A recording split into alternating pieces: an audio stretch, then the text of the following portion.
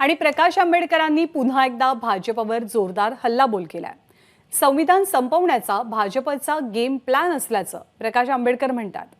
दरम्यान आता 400 नाही तर भाजप 200 पारही जाणार नसल्याचं प्रकाश आंबेडकरांचं मत आहे। एबीपी माझाशी बोलताना त्यांनी प्रणिती शिंदेंच्या भाजप प्रवेशासंदर्भात केलेल्या दाव्यामुळे पुन्हा एकदा खळबळ उडाली आहे। प्रणिती शिंदेंच्या प्रतिज्ञापत्रात गुन्हे दर्शवलेले नाहीयेत, त्याबद्दल निवडणूक आयोगानं निर्णय घ्यायला हवा होता। त्यामुळे आता प्रणिती शिंदे भाजपमध्ये गेल्याशिवाय राहणार नसल्याचं प्रकाश आंबेडकर म्हणतात।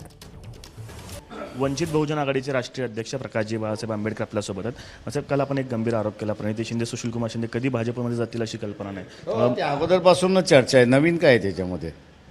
नवीन काही चर्चा नाही आहे त्याच्यामध्ये।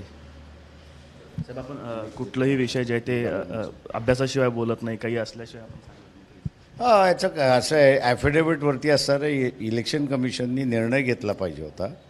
काही केसेस त्याच्यामधले नाहीत, काही प्रॉपर्टीज दाखवलेल्या नाहीत, त्याच्यामुळे असणारं जे काही आता आहे ते बाहेरून आहे, त्याच्यामुळे ते गेल्याशिवाय राहणार नाहीत अशी परिस्थिती आहे।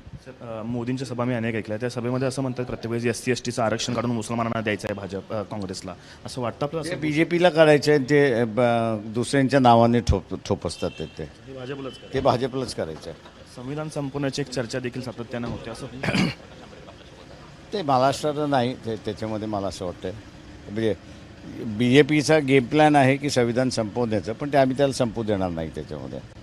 काल पंतप्रधान मोदी असं म्हणाले की देशभरात वर्षभर आम्ही संविधान दिवस साजरा करू असं देखील म्हणाले। असे त्यांना आता असं त्यांच्या अंगलट आलेलं आहे की फायनान्स मिनिस्टरचे असणारे पती यांनी जी मुलाखत दिलेली आहे त्या मुलाखतीमध्ये त्यांनी असं म्हटलेलं आहे की पुन्हा BJP सत्तेवरती आली तर हे संविधान रद्द करतील आणि त्याच्यानंतर पंतप्रधान हर ठिकठिकाणी आम्ही संविधान रद्द करणार नाही असं त्या ठिकाणी म्हणतात।